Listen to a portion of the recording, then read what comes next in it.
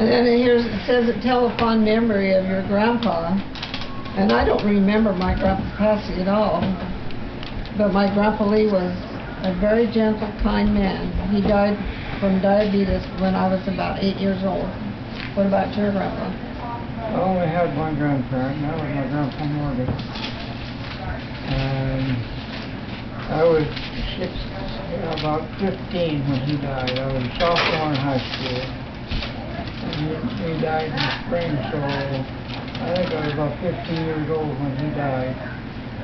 But all I can remember about Grandpa Morgan is that we used to go see him, and he lived 7 miles out of Idle Falls. And it would take us 30 minutes in the car to drive that 7 miles at that time. And one time Rex and I rode a horse back from his place, and we started at noon and didn't get home till dark. Slow horse. We would ride a ways, and then we'd have to get off and leave him. Well, was it winter time? It was summertime. But you didn't go as fast in those days as you do now. Yeah. Even the horse didn't. Well, you had a very, a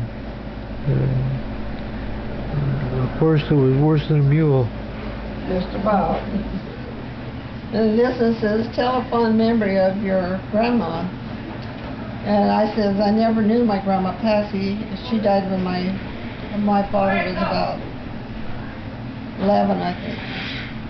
But we lived with my Grandma Lee, and she was always doing and buying us things. I loved to sleep with her on her feather bed. She had a feather bed mattress. I can remember we used to take it and puff it up and then pound it down, and so. I never knew my grandmother at all, but I know that she died when my mother was 11 years old. She was poisoned by a farmer that lived in the area my grandpa did. A fight over water rights. Who could have water and who couldn't have water. And Grandpa was there when 2